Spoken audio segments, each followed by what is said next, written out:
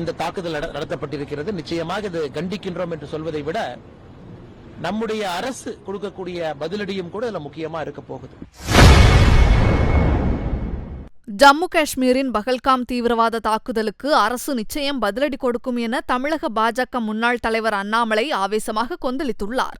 பிரதமர் அவர்கள் சவுதி அரேபியாவுக்கு ஒரு முக்கியமான ஒரு நட்பு நாடுக்கு போகக்கூடிய நேரம், அமெரிக்காவுடைய துணை ஜனாதிபதி இங்க இருக்கக்கூடிய நேரம், அந்த நேரத்தில் ISI இன்ஸ்பயர்ட் இந்த தாக்குதல் நடத்தப்பட்டிருக்கிறது. நிச்சயமாக இது கண்டிக்கின்றோம் என்று சொல்வதை விட நம்முடைய அரசு கொடுக்கக்கூடிய பதிலடியும் கூட இதுல முக்கியமா இருக்க போகுது.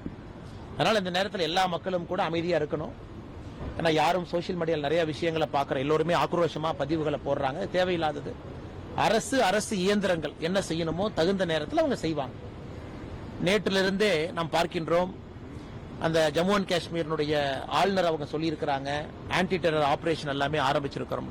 அதனால அரசு நிச்சயமாக இதற்கு என்ன பதிலடி கொடுக்கணுமோ, எப்படி கொடுக்கணுமோ, எந்த நேரத்தில் கொடுக்கணுமோ கொடுப்பாங்க. அதனால் மக்கள் அதற்காக நாம் செய்யக்கூடிய வேலையை நம்ம நிறுத்தக்கூடாது. எல்லோரும் நம் வேலையை செய்யணும். காஷ்மீர் போறவங்க போகணும். நாளைக்கு நான் காஷ்மீர் போறதா புக் பண்ணிருக்கிறேன், வர்ற ஜூலை மாசம் அமர்நாத் யாத்திரா நடக்குது, நான் போகணும் நினைக்கிறவங்க கண்டிப்பா போகணும். இந்த கோழைத்தனமான இந்த தாக்குதலுக்கெல்லாம் பயந்து நாம் நம்முடைய வேலையை நிறுத்தினாதான் அந்த தீவிரவாதிகளுக்கு நாம் கொடுக்கக்கூடிய பயமா இருக்கும். அதை பண்ணக்கூடாது. எல்லோரும் நம் வேலையை செய்வோம். காஷ்மீருக்கு யார் போகணும்னு நினைக்கிறோமோ போகும். நிச்சயமாக அரசு இதற்கு என்ன தவறுக்கு பதிலடி கொடுக்கணுமோ அரசு நிச்சயமா அதை கொடுக்கும். செய்திகளை உள்ளது உள்ளபடி தெரிந்து கொள்ள ரெஃப்ளெக்ட் நியூஸை சப்ஸ்கிரைப் பண்ணுங்க.